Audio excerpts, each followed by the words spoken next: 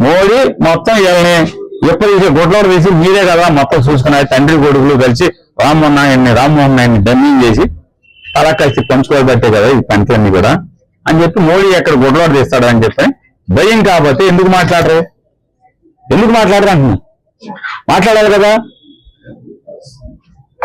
మాట్లాడకపోగా ఇవాళ ఎంత పెద్ద ఎత్తున భయంకరమైన అవినీతి ఉంటుంది. 18 మాసాలుగా ఈ ప్రభుత్వం వచ్చినటువంటి 18 మాసాలుగా తనకి మంత్రి పదవి వస్తే మరి రాష్ట్రానికి పెరగాలి కదా.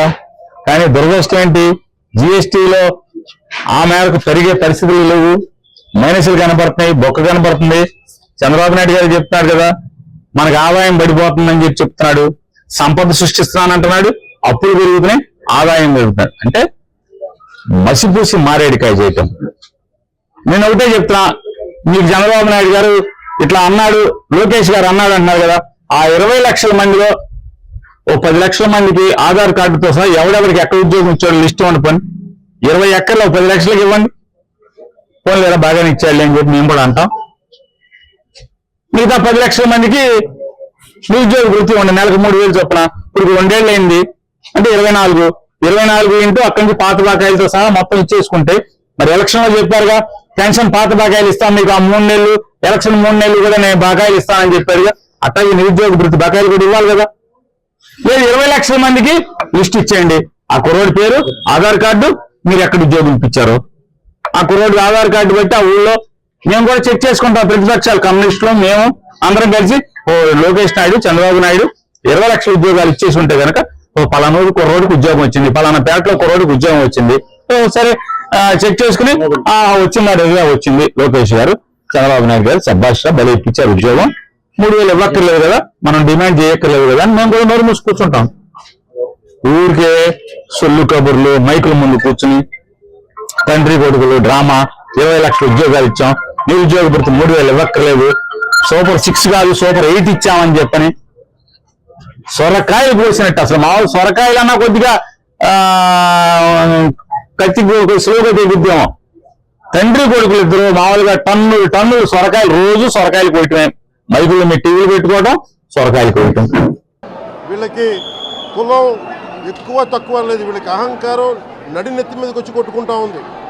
అహంకారం తీస్తాం, తోలు తీసి కింద కూర్చోబెడతాం. మీకు ఒళ్ళు ఒక్కొక్కళ్ళకి మీకు ఎక్కడెక్కడ ఉన్నాయో తెలియట్లా. మీకు అహంకారాలు పెరిగిపోయినాయి. మీకు ఆధిపత్యపు అహంకారంతో అధికారుల మీద దాడి చేస్తే మిమ్మల్ని ఎలా తీసుకెళ్లాలో, ఎలాంటి శిక్ష పడాలో మీకు ఖచ్చితంగా చేసి పెడతాం. మీకు ఇష్టారాజ్యంగా చేయకండి. అహంకారంతో నడినెత్తి మీద కళ్ళు నెత్తికెక్కాయి. మీకు ఈ ప్రభుత్వం చాలా త్రికరణ శుద్ధిగా అందరం కూర్చొని మేము కలిసికట్టుగా ఉన్నాం. ఇక్కడ ఇది కూటమి ప్రభుత్వం, ఇది వైసీపీ ప్రభుత్వం కాదు. ఇది ఇష్టారాజ్యంగా మీరు చేస్తారంటే కామ్గా కూర్చునే ప్రభుత్వం కాదు. మీకు ఎలా చేస్తే, ఎలా నియంత్రిస్తే మీకు కిందకు వస్తారో మేము చేస్తాం. మీరు గాల్లో విహరిస్తూ ఉన్నారు. 11 సీట్లు వచ్చిన ఇంకా గాల్లో విహరిస్తున్నారు. మొత్తం మీకు ఎలా కిందకి దించాలో మాకు బాగా తెలుసు. ఎవరైనా సరే ఇర్రెస్పెక్ట్ ఆఫ్ కాస్ట్ ఆధిపత్య ధోరణితోటి కనుక దాడి చేసి విధుల నిర్వహణకు అడ్డం వస్తే ఇది ఉపేక్షించే ప్రభుత్వం కాదు. ఎస్పీ గారికి కూడా చాలా స్పష్టంగా చెప్పాం.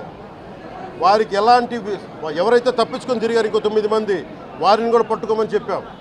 వారికి తగిన విధంగా కౌన్సిలింగ్ చేయాలి, అలాగే కఠినమైన శిక్షలు పడాలి. మీరు లాయర్లు అయి ఉండొచ్చు గతంలో, మీ చట్టాలు కానీ మీ గతంలో మీ అధికారాలు కానీ ఏవి మిమ్మల్ని రక్షించలేదు, మీరు గుర్తుపెట్టుకోండి. అలాగే ఈ విషయంలో ప్రజలకు కూడా చెప్తా ఉన్నాను, యువతకు కూడా చెప్తున్నాను, ప్రత్యేకించి రాయలసీమ యువతకు కూడా చెప్తున్నాను, మహిళలకు కూడా చెప్తున్నాను, మీరు దయచేసి భయపడకండి. ఈరోజు జవహర్ బాబు గారి భార్య భయపడతా ఉన్నారు. మీరు మాట్లాడితే కూర్చొని వాళ్ళ నాయకుడు కూడా మీరు కూర్చొని ముందు ఇవి కరెక్ట్ చేయండి, ఇలాంటివి కరెక్ట్ చేయండి, మీ పార్టీ వర్గాలను మీరు నియంత్రించుకోండి. 11 సీట్లు వచ్చినా ఇంకా మీరు దాడులు చేస్తూ ఉంటే మటుకు ఉపేక్షించే ప్రభుత్వం కాదు ఇది. అలాగే ముఖ్యంగా రాయలసీమ యువతకు చెప్తున్నాను, ఇలాంటి తప్పులు జరిగినప్పుడు ఆధిపత్య అహంకారంతో దాడులు చేస్తున్నప్పుడు నిజంగా మీరు ఎదుర్కోండి, మేము అండగా ఉన్నాం మీకు. నాయకులకు కూడా భయపడకుండా మీరు ఎదుర్కోండి, నిలువరించండి, వీళ్ళని భయపడకండి మీరు.